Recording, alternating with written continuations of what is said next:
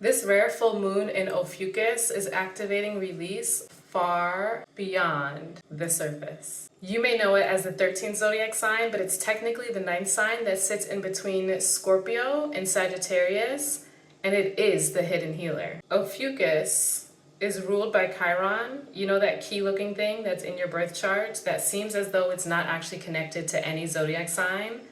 Well, it is. Chiron is quite literally the key to our healing. But who benefits from you not knowing that? Which is why I'm here, to share as often and as much as I can in order for you to be in alignment. Chiron is the key that allows us to turn our pain into power, our pain into medicine, our pain into wisdom, our pain into healing. Chiron relates to some of our deepest childhood wounds, and if we give ourselves the opportunity to actually look at what those wounds are, we have an opportunity to also expand outside of what has been programmed for lifetimes. This moon exposes what we have inherited, internalized, and potentially ignored. And strong emphasis on inherited, because sometimes the things that you are navigating isn't all yours. Despite all of your greatest efforts, you may feel as though there's an energy that is keeping you back from expanding to your highest potential. And that's because these things exist within our DNA, hence inherited. And the inheritance can be from other lifetimes, it could be from other lineages, it could be from other dimensions, planets, and stars that make up who you are. For example, if you have been following me on this platform, on TikTok, or maybe you're on my email, you may know that I was adopted. And being adopted is what set me on the path of learning astrology because I wanted to understand who I was. I don't actually believe that either one of my biological parents were fit to be parents, and yet here I am. Even though I was adopted, which I'm so grateful I even have a family, that doesn't mean that I'm not actually here to heal my lineage. I often experience their pain in my body and ancestral pain through the earthy experiences that I have, as though I am like a flower blooming through the concrete. It's not always easy. And I haven't always had the nutrient dense dirt that I need in order for my roots to feel safe, planted, and cared for to actually bloom outside of the concrete. And for those of you who feel some of this as well, I want you to really sit in that stillness to understand what is deeper and beneath the surface. Not everything is your fault, but it is your responsibility to heal what is for you to heal and process, release, and expand into, because you're not your ancestors, you're not your parents, you're not your past lifetimes. But sometimes we get stuck in those lifetimes in what we have inherited and what we have internalized and what we are embodying because we may believe that there is no other way outside of the experiences that we've already had time and time again. But beliefs are simply patterns. It doesn't make up who you are. And that is why we have Ophiuchus, for us to heal beyond those constructs. As someone who is often expressing my pain, my sorrows, or my woes, or the obstacles that I'm navigating through, I'm also someone who chooses to navigate through it with grace and ease to the best of my ability, because I'm not out here trying to bring anybody else down. I really do my best to take responsibility for what I'm navigating through. And also, when speaking to some people, it can be difficult to actually be heard in your experience because the pain that you may be experiencing is not visible. Because it's not always visible, people may brush it under the rug with think positive or positive affirmations or something that isn't really helpful at the time, because deep down you know that there's something more that isn't allowing you to move forward. You get what I'm putting down? Be mindful of the thoughts that may be looping or the pain that you may be feeling in your body. Give your pain the honor and the respect that it needs in order to move you through the emotions that are stuck in the body. Our body is also related to our Taurus placement, and right now the sun is in Taurus, asking us to really look at what pain we are still holding on to. Through Scorpio, we get to release. Through creativity, we get to release. We have Mars that is currently in Leo right now as well.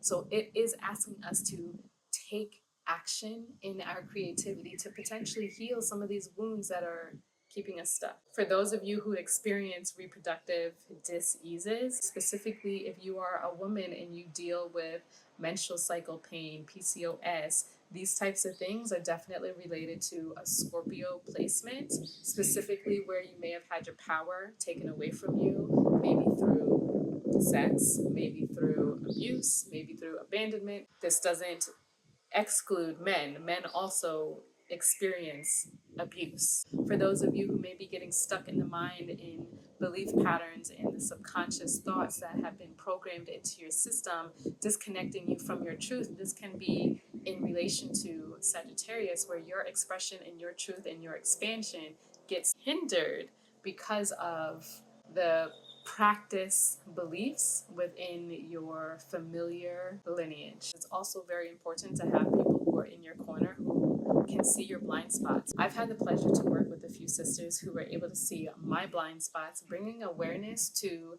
my biological father's side, still leeching off of my life force energy. And it has been a hindrance in my life where no matter what I do, I feel as though I'm still being held back and held down. This energy that I've had literally on my neck and the back of my skull for weeks, just feeling like, what the F is going on? And God is switching the code, picked up on that. Noni Kai, as well as Simone Mariposa, they were all able to see this energy, and together they brought so much clarity for me. Today, while I was on the scooter, thinking about this Ophiuchus moon energy, thinking about what I can share with you all, as well as what I am personally navigating through, I felt so activated, as Ophiuchus is this divine feminine embodiment. It is the embodiment of strength, courage, and wisdom. And yet I think about and speak about often the masculine and the illusion of what we have been programmed to believe what the masculine is actually here to do. The masculine is often talking about them protecting us, and yet we need protection from them a lot of times. I just started speaking to my biological father, who's no longer here. How cowardice for you. You not only didn't like kids or women, here you are still using energy from your child who is a woman. And I just started calling my power back. I do not consent to any energy, not even my biological father, not any of my ancestors, to be leeching off of my energy. And I will and invite you all to do the same if you are feeling called to do so, because you do not have to consent to your energy being siphoned simply because they're family, whether they're alive or they've passed on. Some people would suggest that speaking up for yourself is aggressive. And I really don't care, because what is aggressive is sneaky energy. What is aggressive is not saying anything because you were scared of that other person doing something to you. To me, speaking up for yourself is speaking up for your body. It's speaking up for your lineage. It's speaking up for your truth. And, you know, so many people speak about the feminine as if we're supposed to be soft, and maybe our softness is our strength. Ophiuchus is both water and fire. It is ether, and it is what births us through the cosmos. I'm in this body of water to share this message while I'm still navigating through this energy. It is very close to me because it's literally been sitting on my back, and also life has been tough.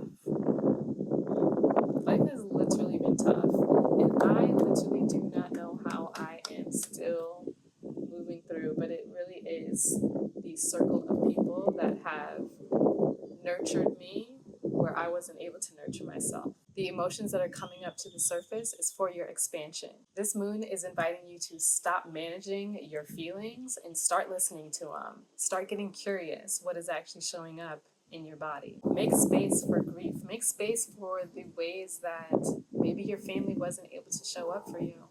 Maybe your lineage wasn't able to show up for you in the way that you thought they should. Make space for clarity and spiritual alignment. Reclaim any energy that was lost from you trying to keep it all together. Sometimes keeping it all together is what's keeping you in the pattern, in the cycle. And maybe sometimes you just need to have a really large cry session. Maybe you need to punch a pillow. Maybe you need to scream. Either way, emotional release is probably what's necessary for you to move some of this pain, this physical pain in the body, out. Having an emotional release is what allows us to heal. It doesn't matter what it looks like, and it doesn't matter what other people say about how you choose to do so. Because guess what? I'm only giving you examples of the things that I actually do. I scream, I punch pillows, and I cry. That's better. I should have done that a long time ago. With the sun in Taurus opposite to the Ophiuchus moon, we are being called to look at and get clear with our comfort, our foundations, our roots, and control. And with Ophiuchus, it is pulling us to rebirth while we're also needing to navigate through transformation and what needs to be released and trust in the unknown. Together, they're asking us to balance between grounding and growth. The invitation is not to resist or to control anything. It is about bringing them into harmony. And through that, it may require you to get a little soft with yourself. And the softness can also be your strength. Let me know in the comments what you are currently navigating through during this full moon in Ophiuchus. And if you found value in this video, please hit the like button. If you're not already subscribed, stay a while. And also, why aren't you subscribed? I'm just kidding. I'm not here to ask you questions other than like, what are you navigating through? Because I'm so curious. And also, I'm a very nosy astrologer. Okay? So let me know. I do actually respond to nearly everyone. So take a chance. Don't be shy. Actually, I can't tell you not to be shy. You do you. But the invitation is there. And support is available to you if you are moving through any intensity during this time or you desire some guidance during this full moon energy. I have both astrology readings and also recommending mini deeps for those of you who desire a channeled message from your guides, an astrology reading and oracle reading to support you on your journey. Check the description for the links and also sign up for my email so you can receive the journal prompts and the release for this specific